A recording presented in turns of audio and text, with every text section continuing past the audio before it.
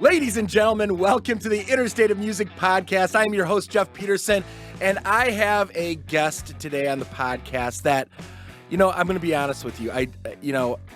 She's a vocal coach by career, and there's a journey and a path to get to that portion of what she is doing and who she is and all the rest of it. And we're going to find out a lot more, but when I saw vocal coach, I immediately went to, I wonder if she could make me be able to sing Jesse's Girl just good enough so people don't ever do karaoke again. So I want to bring on our guest, Dileesa Archer. Welcome to the Interstate Music Podcast. Hey. Thank you so much for having me. Yeah, you have no idea. You have no idea what you're in for. You just don't.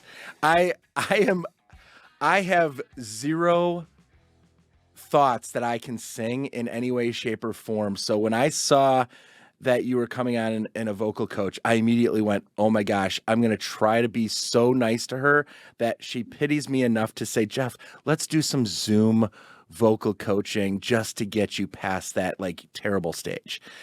So that's my end goal here, is that you end up liking me enough to give me a free Zoom vocal lesson. That's the end goal. Let the whole world know it. Thank you for being honest. So Dileesa, here's the big question. I want to get back to kind of when music started to kind of enter into your world, to the point of you all of a sudden thinking you could teach others how to do something. And I bring this up not in vocal coaching, but just any type of coaching, any type of mentoring, any type of higher level teaching. And it's not just being a vocal coach. It's at some point you've learned a craft or had a lot of experience in something to put you in a position where you think you can share your skills and help elevate somebody else's. Where were you to get to the point? What was the journey that gave you those experiences? Well, thank you for asking that. That's a different question. I actually have always loved teaching for as long as I can remember. I'm the baby of 3, but I have a younger cousin who's 4 years younger than me. And so I loved teaching her how to read. So from a very young age, from elementary school, I just had a love for books. I had a love for learning. And I always said I wanted to be an English teacher because I love teaching literacy in general. And then the other passion that I had was learning, like I said, language. So I minored in Spanish. But I studied Spanish on my own since elementary school. I would just go to the library and take books out in Spanish and teach myself Spanish. And that was just another love that I had. So I always said I would either teach Spanish or English. Okay, hold on really quick. You talk about learning Spanish. You don't have to answer. Oh man, I'm gonna call you out a little bit, but maybe I'm not calling you out. Maybe I'm elevating you, but I don't know. But I'm gonna ask this question because I took 4 years of Spanish in high school.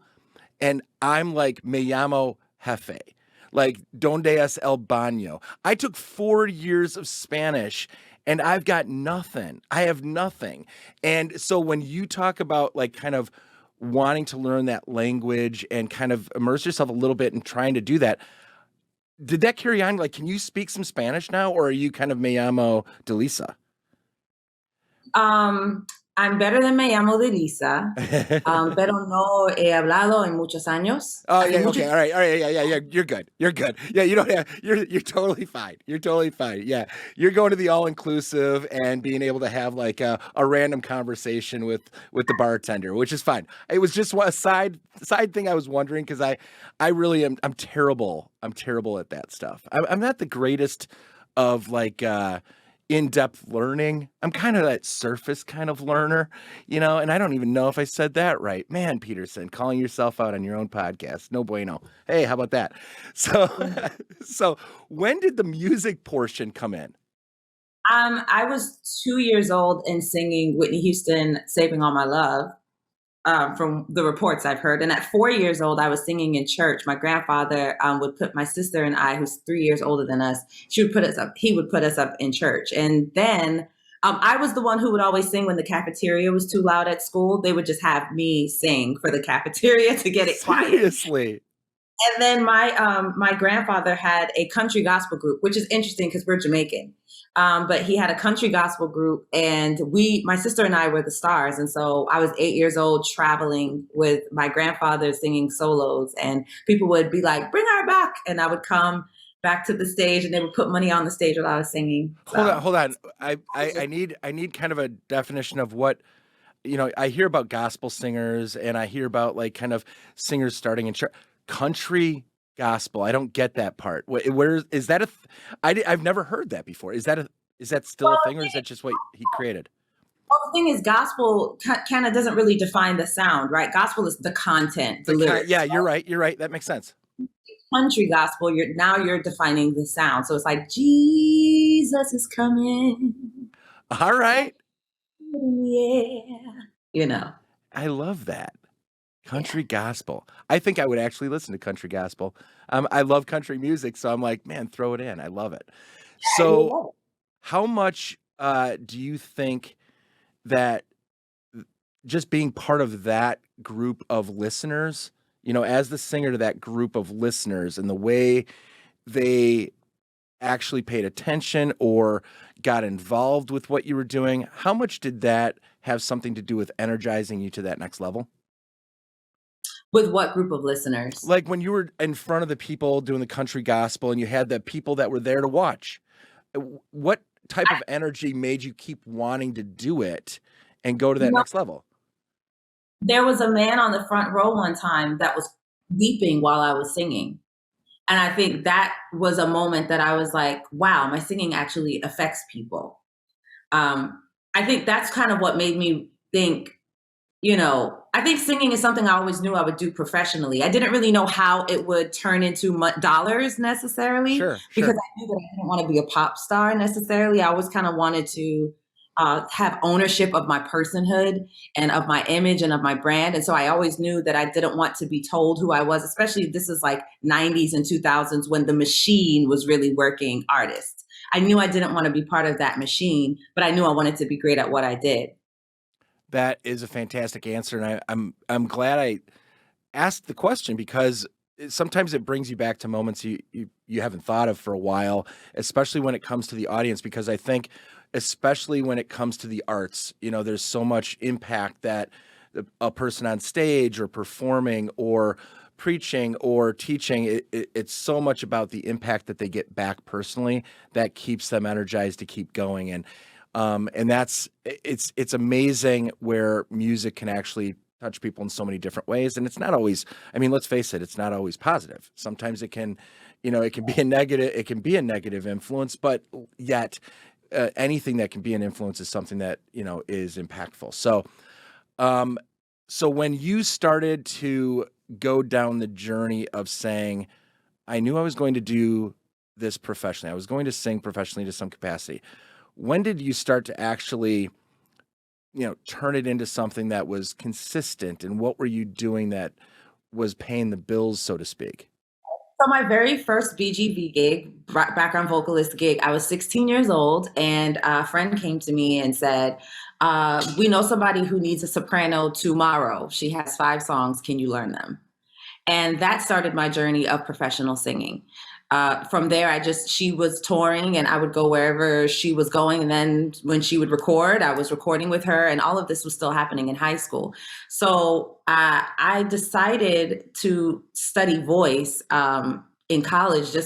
I honestly thought I was stuck between Spanish business, Spanish education, or music. And I chose music because I honestly thought it would be the easiest route, which I found out that was not the case. Yep. But yeah, I think, does that answer your question? It does. It does. It's one of those things where, and it kind of explains a little bit about the vocal coach side of things, because when you go to school for it, you're a student of it. So then you start to learn how to learn it, Yeah.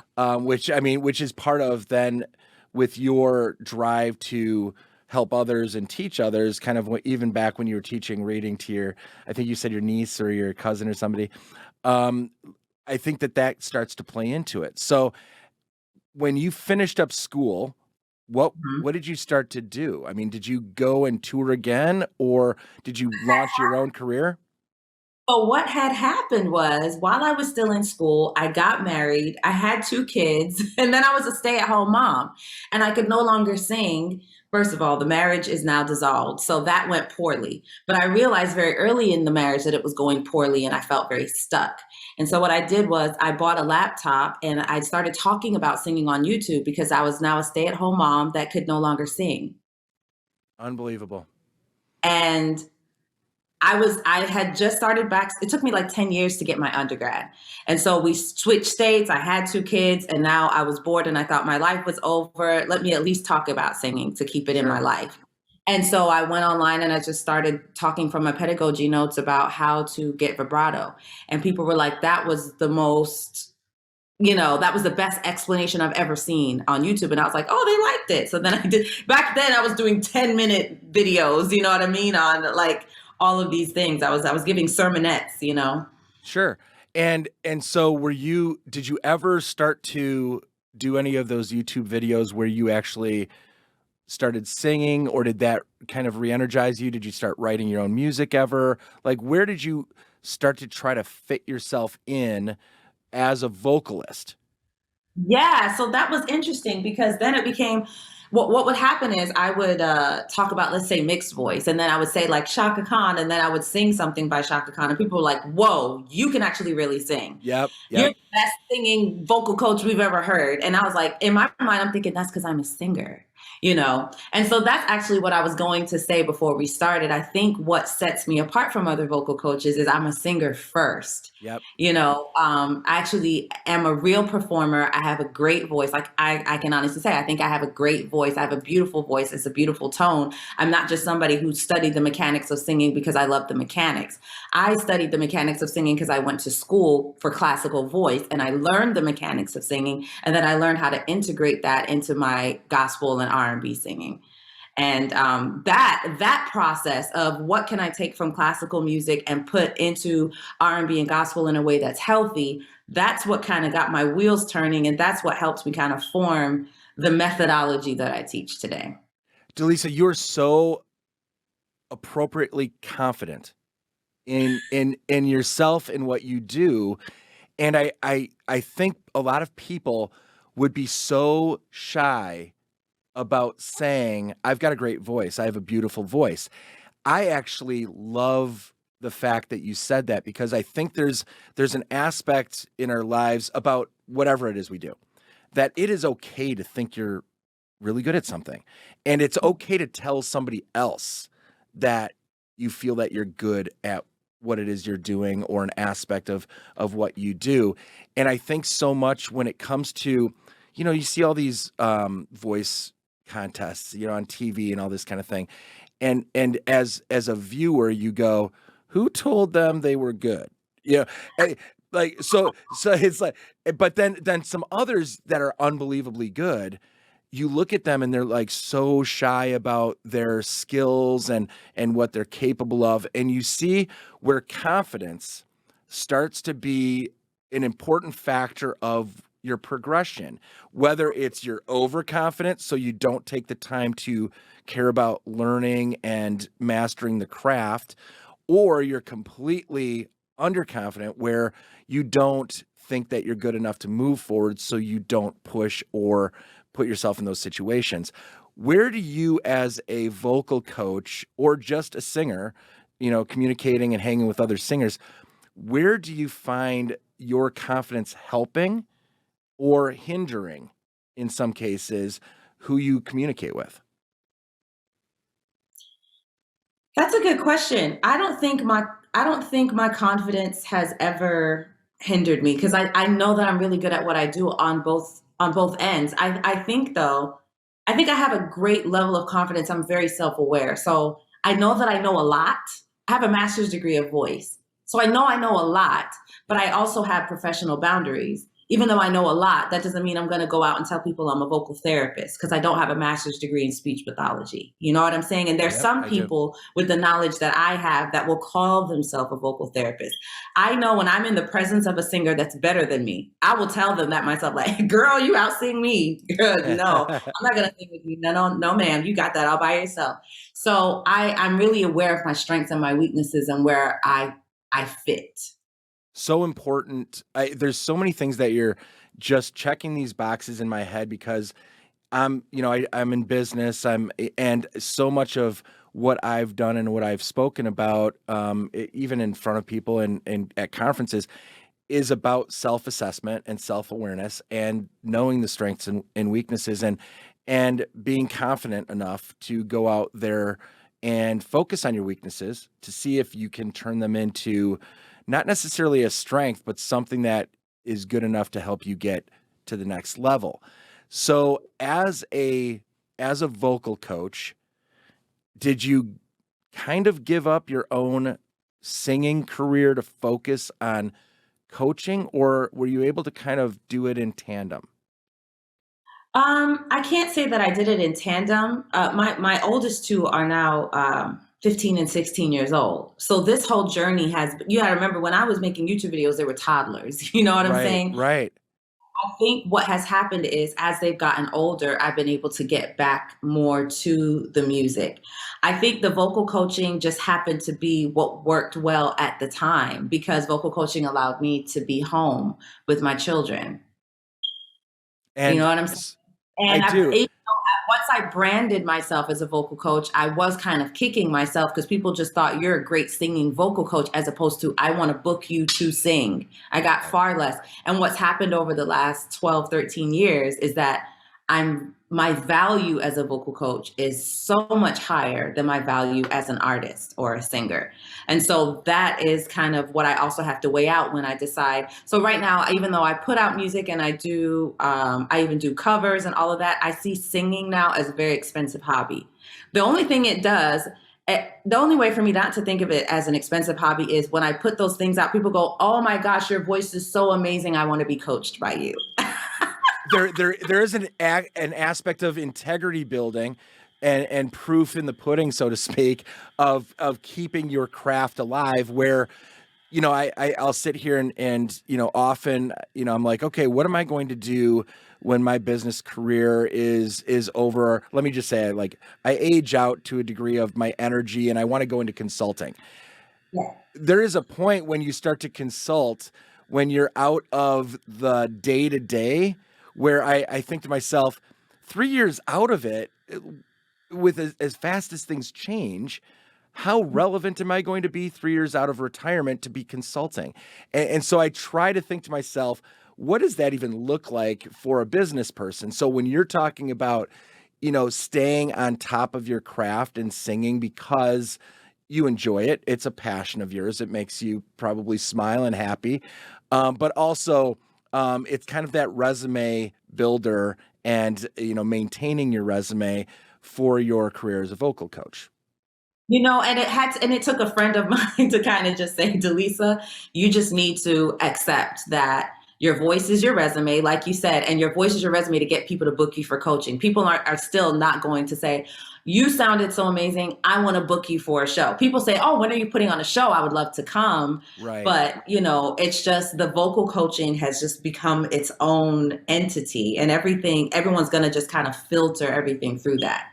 So when you're doing vocal coaching, is there a radius circling where you live that is as far as you can reach for vocal coaching, or is it a situation where people will fly in or you'll fly out, or is this Zoom thing it, the quality is like okay? Can you coach somebody through Zoom? So how do you do it? What's your radius of talent pool that you can coach? Is that a thing when it comes to vocal coaching? Yeah, the interesting thing about me and my particular business is I have had very little clients in Atlanta. My clients have always been worldwide from day one. When I started posting on YouTube back in 2009, my very first client inquiry came from Sweden. And I told her no. I rejected people for 6 months. I was like, there's no way you can teach on Skype. That's ridiculous. Right. But then I finally decided to try it. And once I did, I was like, they learned something. They felt happy with that. So that's what made me continue to do it. And my business has been probably 95% online using Skype. This was before Zoom was even thought Right. of, chat. using Skype and all of that stuff from day one. People also I've had clients fly in from Japan, UK, um, other European countries, and I have been flown out as well. So if I wanted to have you coach me and Mhm. I'm like, I don't really want to do the Zoom, teaching, learning type of a thing. I want to have it be more one-on-one. If I flew to Atlanta, okay, Mhm. how do I learn in a period of time that I'm there? And how does that work? How many times do I have to fly back and forth in the course of a year? Like what does it feel like? What does it look like if I'm wanting to bring you on and hire you and have you help? What does the progression look like? The amount of time spent? Obviously, I'm terrible, so it's going to take a whole hell of a lot of time. But like, what is just give people that are listening that have never thought about hiring a vocal coach, like what does that feel like as far as depending on the level they're at and this and that? So hit me. Right? It depends on the level you're at, and we have to make really really clear goals. Most people aren't going to just fly in and out for regular voice lessons. It would probably be let's meet on Zoom for our regular lessons, and then when you have a project, you can come to me. And then usually when people fly in, it's like I'm going to meet with you every day for 2 hours for the next month because we have, or like they have a recording that they're doing or they're preparing for tour or something like that. So it has to be it needs to be project based for it to make sense. I had somebody flying from Slovenia and it was because she had lost her voice and wanted to rebuild certain things, or I was flown out to Portugal for the same thing. So usually it has to be I'm working on something really specific. Does that So with help? your yeah, it does. With your kids getting older, it obviously starts to get a little bit easier for you to fly out for some of those individual projects, which is really cool. I so if this I'm still like, how do you get your word out? Is it all word of mouth? Is it like how do you get people to know you exist and you do what you do? What's been your biggest trick to getting people to find you? I'm going to be honest. I was on YouTube before I knew it was social media. I just I get that. I was there. I was there. I wasn't on YouTube, but I didn't look at YouTube as social media. That is so funny you say it that way because I'm sitting here going, yeah, it took, I mean, like, seriously, it's like, I just thought, oh, videos, it's like, oh, that's not social media because I'm not going back and forth with these videos, so it's like, it didn't feel that way, but you're right. I love that. yeah. So YouTube has been my biggest to this day. Like I stopped making videos regularly at least 6 7 years ago, and I still get brand new clients who say, "I saw your video analysis on Brandy, and that's why I want to book you because I have a similar voice to Brandy, and what that watching that video showed me, blah blah blah." Showed me that you would be able to teach me. So now I want to book you. So honestly, YouTube has been the best investment of time that I ever made that I didn't know I needed to make. And then from there, I just kind of actually learned how to use social media and started using it more intentionally, Facebook and Instagram. And now I'm on TikTok trying to make videos. Child, I'm old. TikTok is a whole new thing. So yeah. It really is. And trying to find your voice, not to be kind of like, tapping into the conversation, or whatever, but trying to figure out how different your reach is, your demographic is on TikTok versus Facebook versus Insta versus YouTube. It's very challenging. And if you're running is this a sole proprietorship? Is it just you kind of doing this for yourself? I have an executive assistant Okay. who helps me, but essentially, yes, it's a corporation. But Sure. yeah, I'm doing everything, and she does. I do get burnt out, and Yeah. so I have hired somebody, and so we work very closely together now because I actually now have a skincare line. Okay. That let's not even pause. Let's get right into it. What? Like it's just a random out of the blue. You're like, man, if I can teach somebody how to sing a little bit better, I've got to be able to, get a pimple off the face. What's up with the skincare line? And when did you start this? I haven't mastered the face yet, so it's not for the face. But basically, What I would have you very start with elbows? What I mean, what? yes, exactly the neck and below, and then the hair. So Okay.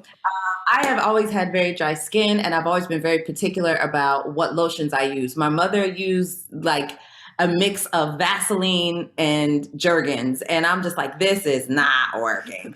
So so I have been experimenting. I remember at one point I used to put olive oil all over my body, like this is way better than lotion.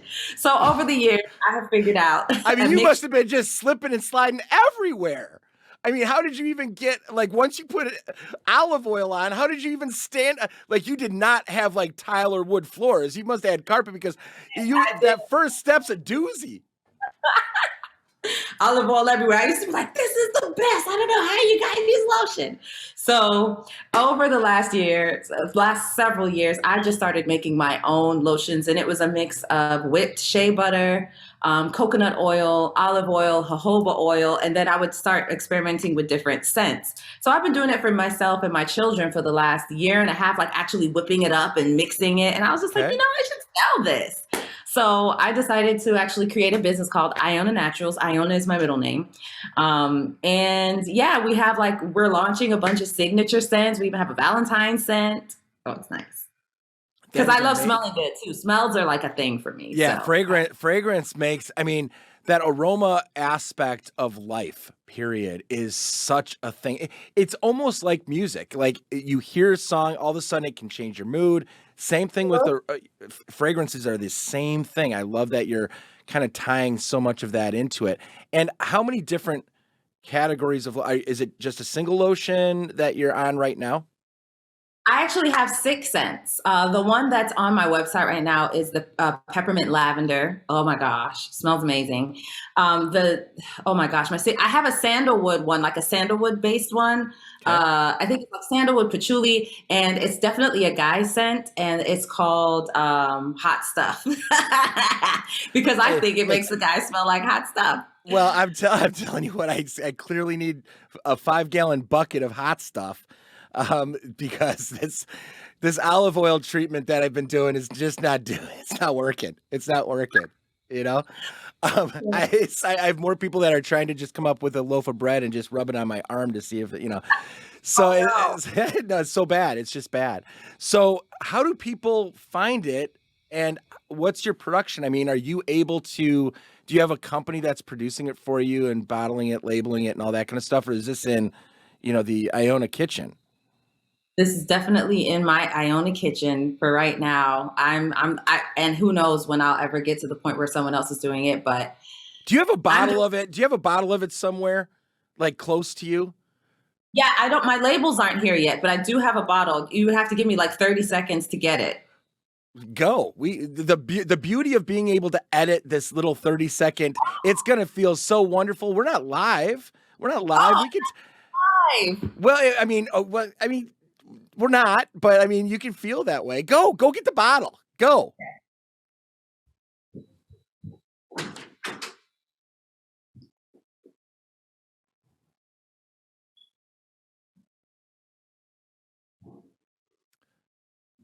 As we patiently wait for Dileesa to come back with this bottle of lotion that isn't going to have a label, but maybe we'll be able to get kind of the artwork and kind of pop it up on this podcast.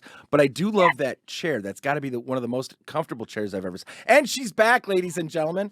And here we are live. We're not live. I'm totally kidding. But you don't know for sure. So, it's fun to play. So that's it, huh? Yeah. So this is 10 ounces of the peppermint lavender, and I do have labels already created. Like I said, they should be here today. It's So, lovely. Feels yeah, like let me see heaven. that. Okay, I like the consistency side. Look at that. How Yeah. long is how long is that 10 ounces going to last? A long time. At least 2 to 3 months. At least How, a couple of months for and sure. what are you gonna retail it for? $21. Yeah, deal for 2-3 months worth of lotion that works.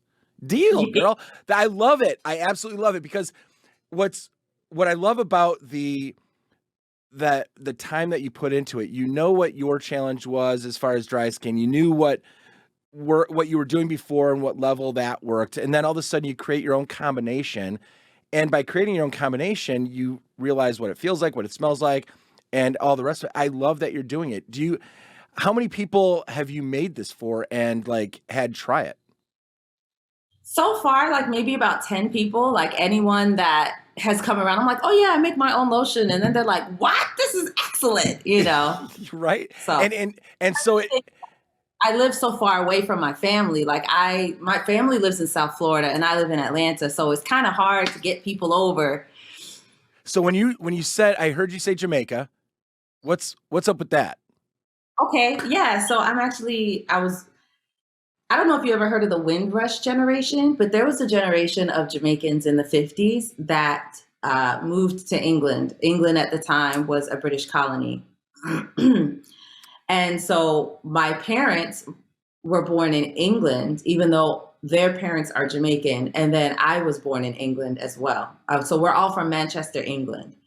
And then in 1987, my grandmother decided to get green cards for the entire family and move us all to Fort Lauderdale, Florida.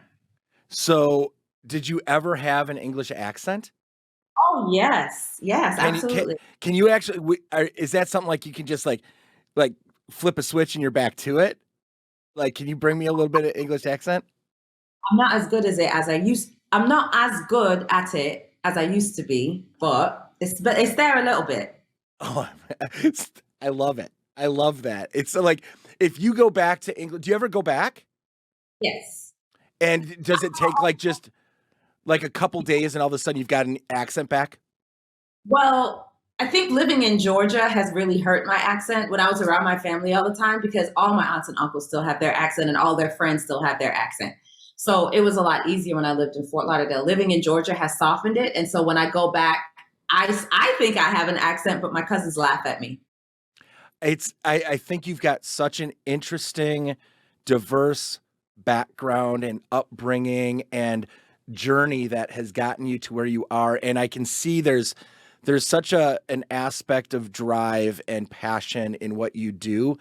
And you went through a time in your life, like so many of us, that you just felt challenged and felt like things were going the wrong way and wrong direction, but you made a decision to get past it and not allow it to define you. And you opened up and you shared yourself to the world and it turned into who you are today. And I'm going to tell you, Dileesa, you're pretty amazing. And I saved my editor from having to bleep that out. I've really enjoyed getting to know you and hearing about everything. And I'm some of the questions I asked were probably a little random, but I didn't know anything about you coming into this. And I feel like I know so much and I know enough to know that I want to keep getting to know you. So thank you so much for being part of the podcast.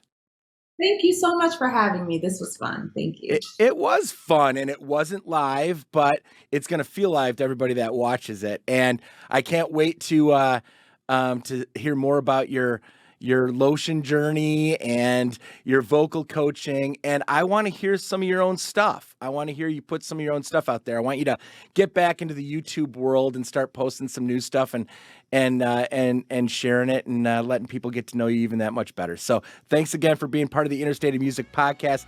Ladies and gentlemen, Dileesa Archer was part of the show. We love her. You love her. Follow her. Thank you so much. You bet.